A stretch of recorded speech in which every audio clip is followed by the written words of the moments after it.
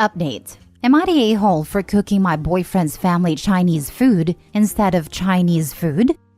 Original post. I was born in China, but my parents and I moved to the West when I was little. So, I was raised mostly Westerner. But my parents still managed to teach me many Chinese traditions, including food, and I sometimes still cook what they cook. So, I've been with my boyfriend for about 3 years and he lives with me at my place. This Christmas, his family, mom, dad, sister, and nephew, came to visit him from his birth country of Spain for the first time in years. I was excited because I never had a chance to meet them in person. They arrived a few days before Christmas. He went to pick them up at the airport while I was working, so when I came home, they were already there.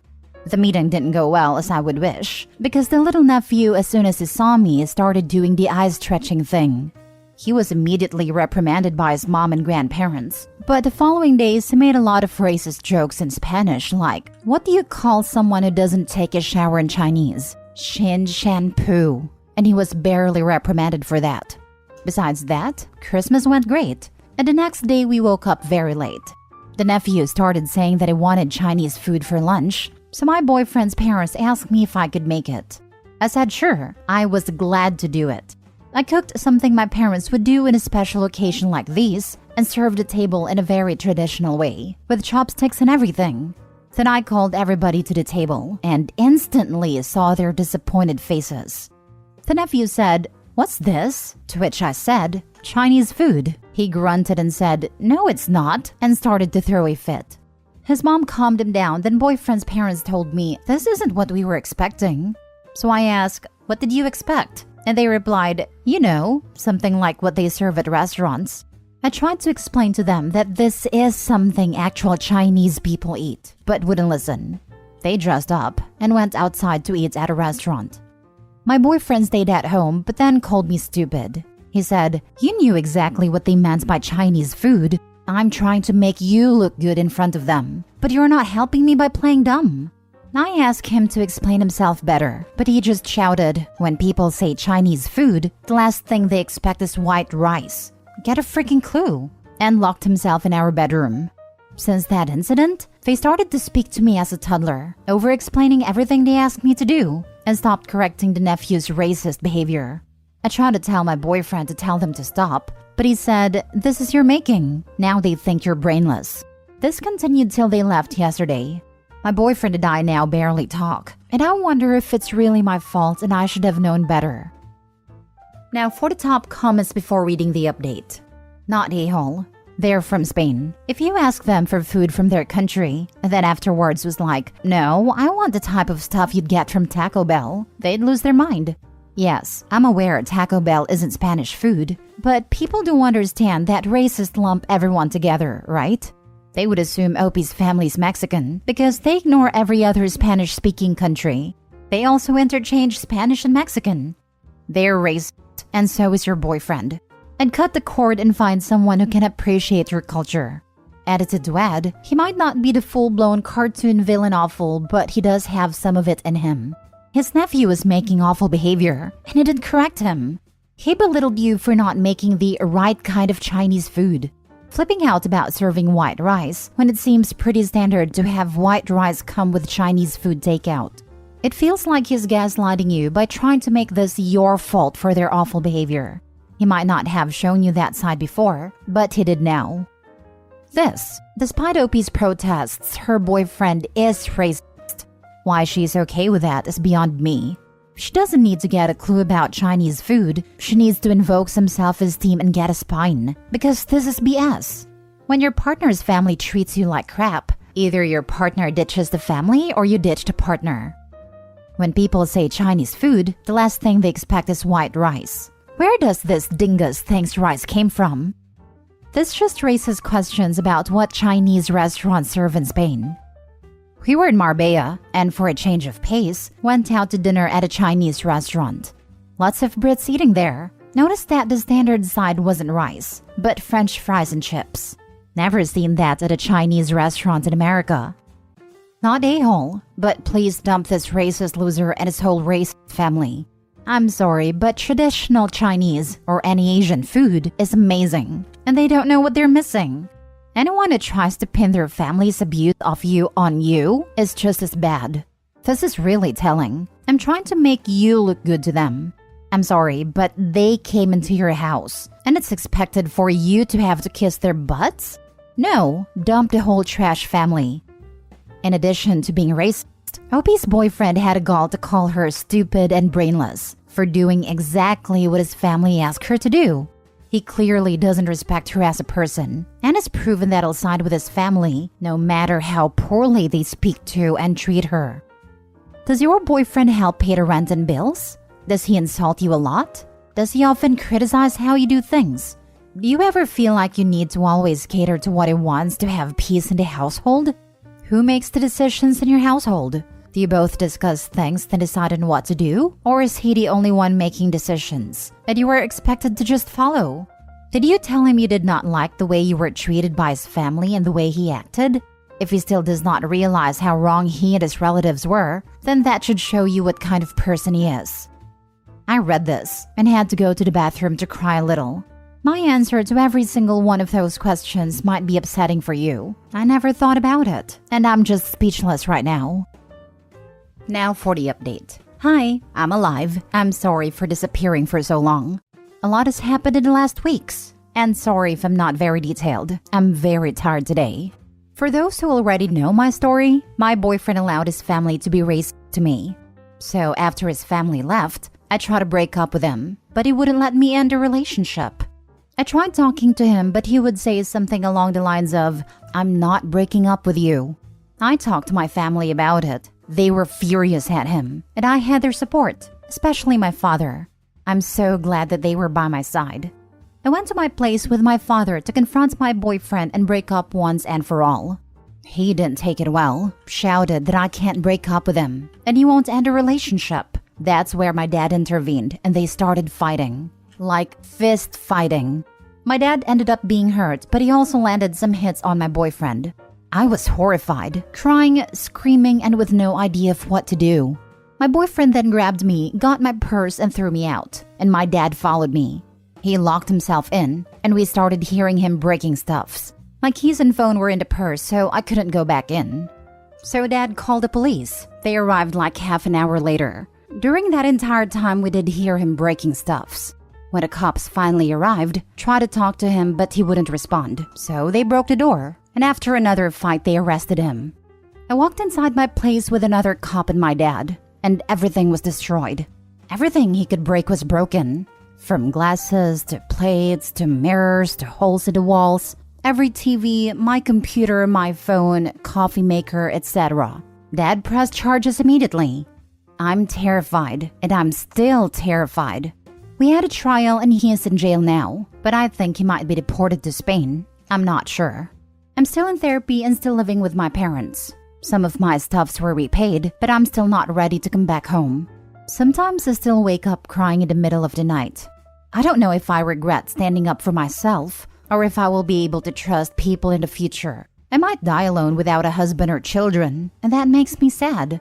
I had self-ending thoughts, but I find things that make me want to stay alive. I don't know when I will feel good for real, but progress has been made. Oh, and my ex-boyfriend's family are still trying to reach me to insult me and make me feel even worse for sending him to jail. I block them, but always find yet another phone number to call me from or a temporary email address.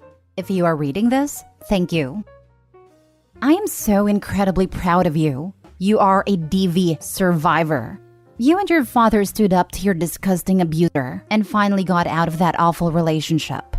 This was so important for your health and safety. You did everything right. I'm so sorry you have had to endure so many terrible crimes. He never should have assaulted you, your father, or your personal items.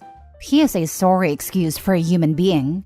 Please be sure you hold nothing back when pressing charges and ensuring you get back as much as possible and that he goes to jail for as long as possible. Finally, please take care of yourself now. Do things you love. Reach out to friends. Pursue hobbies. Go to a spa. Take a vacation. Binge your favorite TV shows. You must live your life to the fullest and never let someone like him in your life again. Be proud of yourself. You are so strong. That escalated rather quickly. From we just wanted chicken fried rice to fistfights, property damage, and jail time? Yikes. Makes you wonder what wasn't said in the post, or what ex-boyfriend might have left waiting in the wings if OP tried this alone. Looking at what was said in the last post, I dread hearing what else this family did to OP. I mean, she cooked an authentic, and I'm certain, delicious Chinese dish that was close to her heart. And it was declared she was a brainless moron for not cooking westernized food. Yeah, the I want to break up, and then the boyfriend's response of, no, I won't let you. The racism was a giant waving flag. That elevated it to a 250 decibel EAS warning. He sounds like the kind of racist craphead who thinks Asian women are demure and obedient and exotic, and fetishizes them to suit his ideals. Would not shock me if that was his stance. I am Chinese, and I've had to explain to people that what is commercially served in Chinese restaurants isn't always a good representation of what Chinese people actually eat at home. For example, lemon chicken isn't a traditional Chinese dish, and neither is General Tso's chicken. The boyfriend and his family is rotten, and I'm glad the OP got rid of him.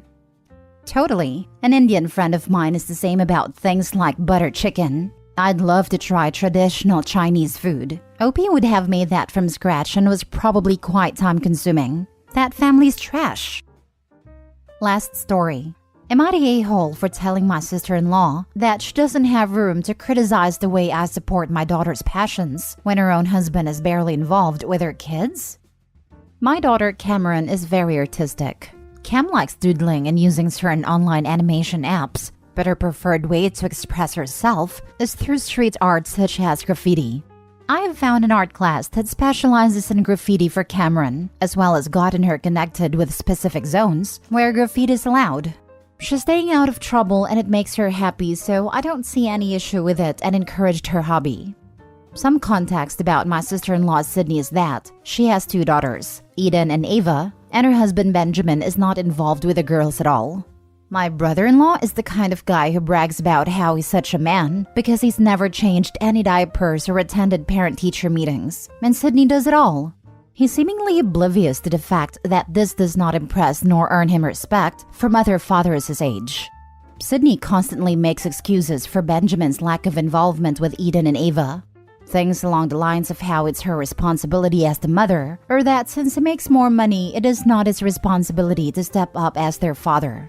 Sydney seems to have internalized misogyny herself. I bring all that up because Sydney has become very vocal about her disapproval of Cam's graffiti hobby, and a lot of her complaints seem to be misogynistic. Things along the lines of how Cameron is 14, becoming a young woman, and needs to start acting like it. And that I should move her into classes for a more appropriate, feminine form of art like watercolors. I told Sydney that, unless Cam wants to, I would not be changing her art class or discouraging her graffiti. She's staying out of trouble, and it makes her happy. I see no issue with her hobby. Sydney called me irresponsible and said to think about the kind of potential partners Cam would attract with a hobby like graffiti. She then said that if Cameron keeps doing graffiti, she will eventually hang around a bad crowd and get into drugs. I told Sydney that she doesn't have room to criticize the way I support Cam's passions when her own husband is barely involved with Eden and Ava. Sydney and I got into an argument where I admittedly was yelling back at her. My wife had us de-escalate, told Sydney off, and we left. Once we got home and things cooled off, my wife explained that she did not regret telling Sydney off over the drug comment, but throwing Benjamin's lack of involvement in Sydney's face was just a low blow on my end. And that 2 wrongs don't make a right, since I could have addressed Sydney's comment without bringing the situation with Benjamin into it. I do see my wife's side and realize that bringing up Benjamin was a low blow. The 2 friends I brought it up to, however, said that Sydney had it coming, and that in a way, I helped Sydney because she needed to look at herself and her own family dynamics in the mirror. Now I'm conflicted. Am I the a-hole? Not the a-hole. Your sister-in-law has essentially said that you have exposed your daughter to a bad crowd and that she's likely to get into drugs. She has offered her opinion that you should be encouraging more feminine art for her. What you should have said is, "Thank you for caring about my daughter. I'm happy for her to do this and I'm confident that it's safe. I don't think it'll expose her to a life of drug taking." I'm glad we can have these open chats about our kids because I've been feeling some concern for a while about the impact that your husband's neglect of Eden and Ava might be having on them. I'm worried that they don't have a strong bond with him and that in the future, they might exhibit some worrying attention-seeking behaviors from the males in their lives. I suspect that it gone down that way, she may have STFU'd.